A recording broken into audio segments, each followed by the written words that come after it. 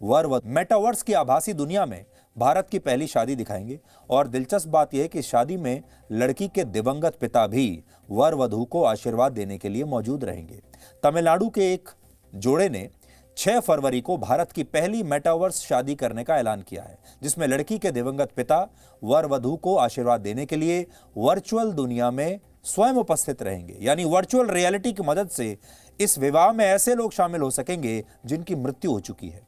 ये इंटरनेट की दुनिया में एक क्रांतिकारी बदलाव है जो असली दुनिया को एक ऐसी आभासी दुनिया में ले जाएगा जहां जीवन और मृत्यु के बीच भी कोई अंतर नहीं रहेगा। का भविष्य या इंटरनेट का वर्जन 2.0 कह सकते हैं। इंटरनेट का ये नेक्स्ट लेवल है। सोचिए, फिलहाल इंटरनेट का इस्तेमाल करते हुए आपको क्या अनुभव होता है। आप या तो जब वेब पेजेस पर जाते हैं, आप ऑडियो वीडियो कंटेंट देखते हैं, ऑडियो सुनते हैं, वीडियो देखते हैं, या इंफॉर्मेशन को आप देख सकते हैं, पढ़ सकते हैं, सुन सकते हैं। लेकिन मेटावर्स टेक्नोलॉजी आपको एक नए एडवांस्ड स्टेज में लेकर जाएगी। इसमें आप किसी चीज, व्यक्ति या स्थान को न सिर्फ देख, सुन और पढ़ पाएंगे, बल्कि उसे छूकर महसूस भी कर पाएंगे, जैसा कि 6 फरवरी को भारत की इस पहली मेटावर्स शादी में होगा।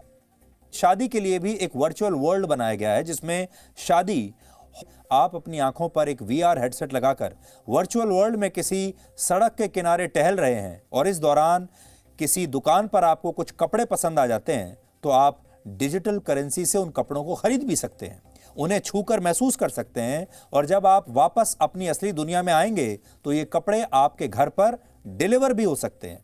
इसके अलावा ऑफिस की ऑनलाइन मीटिंग्स, स्कूल की ऑनलाइन क्लासेस का भी वर्चुअल अनुभव लिया जा सकता है। हालांकि इस टेक्नोलॉजी का इससे भी बड़ा फायदा यह है कि इसका इस्तेमाल बच्चों को देश का इतिहास बताने के लिए किया जा सकता है। को अपने देश के इतिहास के बारे में बता सकते हैं। आज अगर कोई युवा या कोई बच्चा शहीद भगत सिंह या नेताजी सुभाष चंद्र बोस के मुख से उनकी ही वीर गाथा सुनना चाहता है, किसी घटनाक्रम को देखना चाहता है, उसे जीना चाहता है, तो इस आभासी दुनिया में यह सब कुछ मुमकिन होगा। यानी ये टेक्नोलॉजी देश के लिए, हमारे समाज के लिए बहुत उपयोगी हो सकती है। और संभव है कि भविष्य में गणतंत्र दिवस समारोह में इस टेक्नोलॉजी का इस्तेमाल होने लगे और सरकारें मुख्य अतिथि के तौर पर भी किसी देश के राष्ट्रीय अध्यक्ष की जगह, हो सकता है हमारे देश के संविधान निर्माता डॉक्टर भीमराव अंबेडकर को ही इस समारोह में वर्चुअली शामिल करा लें। या हो सकता है आपको कभी पता चले कि इस बार वर्चुअल दुनिया में सरदार पटेल चीफ गेस्ट बनाए गए हैं इस बार की परेड के, क्योंकि वर्चुअल वर्ल्ड में उनका अवतार ऐसा आसानी से कर पाएगा।